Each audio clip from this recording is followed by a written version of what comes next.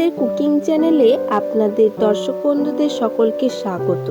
আমি আজকে আপনাদেরকে একদম দোকানের মতো স্পঞ্জি রসগোল্লা তৈরি করে দেখাবো।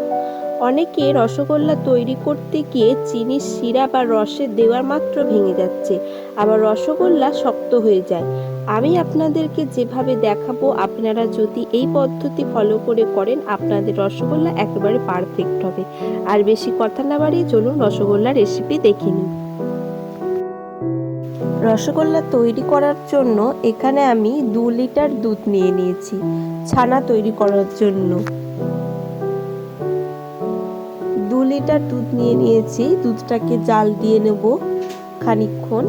তারপর এর মধ্যে 2 টেবিল স্পুন ভিনিগার আর 2 টেবিল স্পুন জল মিশিয়ে আমি দুধের মধ্যে অল্প অল্প করে মিশিয়ে ভালো করে নেড়ে নিচ্ছি।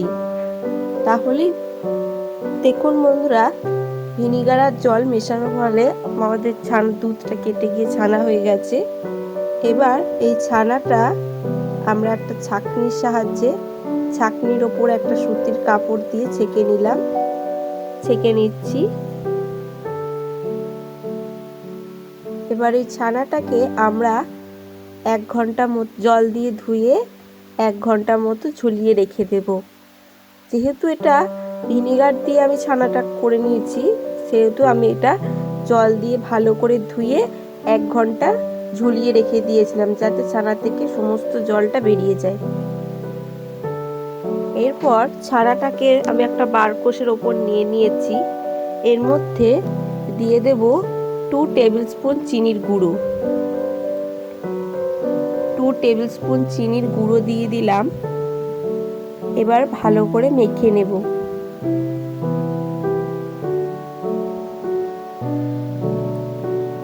ভালো করে মেখে নিচ্ছি।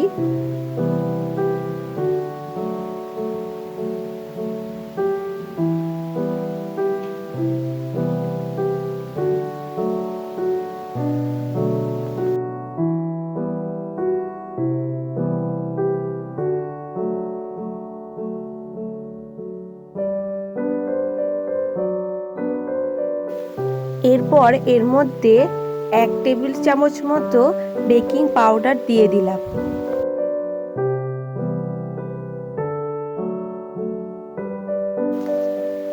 ছানাটাকে কিছুক্ষণ মাখার পর এর মধ্যে 4 টেবিল স্পুন মতো ময়দা ভালো করে মেখে নিচ্ছি।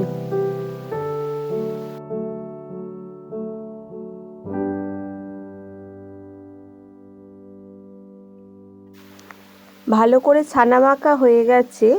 এরপর এই ছানার ডোটা থেকে আমরা ছোট ছোট বল করে কেটে নিচ্ছি।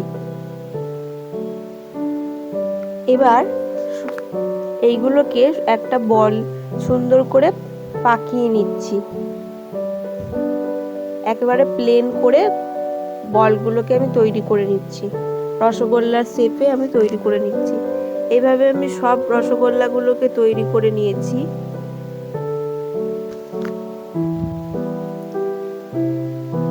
কড়াইয়ে এখানে আমি 4 কাপের 1 কাপ চিনি 2 কাপ চিনি দিয়ে দিয়েছি।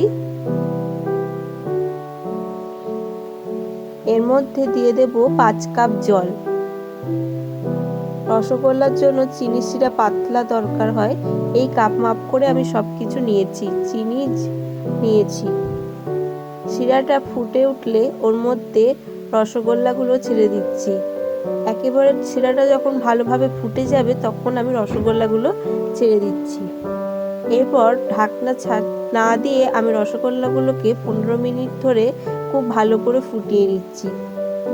দেখুন বন্ধুরা, রসগোল্লাগুলো ফুটতে ফুটতে রসগোল্লার সাইজ একবারে ডবল হয়ে গেছে। 20 মিনিট ফুটিয়ে নিয়েছি। এরপর ঢাকা দিয়ে দেব।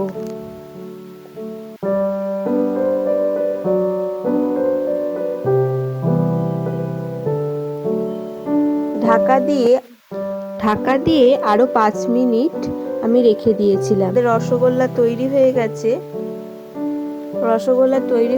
বোঝার জন্য এখানে আমি একটা গ্লাসের মধ্যে একটা রসগোল্লাকে দিয়ে দিলাম দেখুন বন্ধুরা, রসগোল্লাটা ডুবে গেছে, তাহলে বুঝতে হবে আমাদের রসগোল্লা একবারে পারফেক্ট হয়েছে।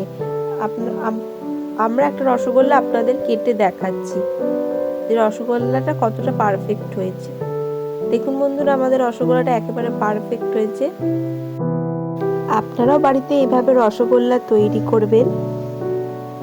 এই রকমই নিত্য নতুন রেসিপির ভিডিও পেতে আমাদের চ্যানেলটিকে সাবস্ক্রাইব করে নেবেন।